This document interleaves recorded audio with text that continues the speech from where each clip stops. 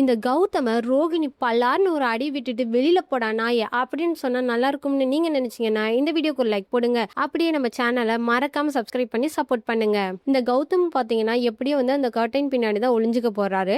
இப்ப வந்து குமரகுரு வந்து வீட்டுக்குள்ள வர போறாரு. வந்தோடனே வந்துட்டு ரோகிணி கிட்ட நல்ல விதமா தான் பேச போறாங்க. குமரகுரு எப்பவும் போல வந்து ரோகிணிகிட்ட பேசுறாரு. ஆனாலுமே வந்து ரோகிணி வந்து ஒரு பதட்டமாவே இருக்காங்க. என்ன பண்றது ஏது பண்றதுன்னு தெரியாம. ஏன்னா கௌதம் தான் வந்து வீட்டுக்குள்ள இருக்கானே. இதை கண்டிப்பா வந்து குமரகுரு பார்த்தா ரோகிணி அடி வெளுக்க போறாங்கன்னு நினைக்கிறேன். நைட்டோட நைட்டே கொண்டு போயிட்டு அவங்க வீட்டுல விட்டுற போறாங்கன்னு தான் நான் நினைக்கிறேன். குமரகுரு அவர் வாங்கிட்டு அந்த பூவை வந்து ஆசையா கொடுக்குறாங்க. ஆனா அதை ரோகிணி வந்து ஒரு தயக்கத்திலேயே இருக்காங்க. அதை வச்சு குமரகுரு வந்து கண்டுபிடிச்சிருவாரு நான் நினைக்கிறேன். அப்புறம் பாத்தீங்கன்னா அவங்க வாங்கிட்டு வந்த டிஃபன்லாம் சாப்பிட்டுட்டு அவங்க வந்து மாடிக்கு ரூமுக்கு போறாங்க. ஆனா ரோகிணி பயந்து பயந்து போயிட்டு இருக்கா. என்ன நடக்க போகுதுன்னு தெரியாம. ஆனா அந்த கௌதமும் அங்கேயே தான் இருந்துட்டு இருக்கான். கண்டிப்பா குமரகுரு போயிட்டு கர்டைன் பின்னாடி ஒளிஞ்சிருக்க அந்த கௌதம கண்டுபிடிச்சு ரோகிணி அடி வெளுக்க போறாங்கிறது தான் உண்மை.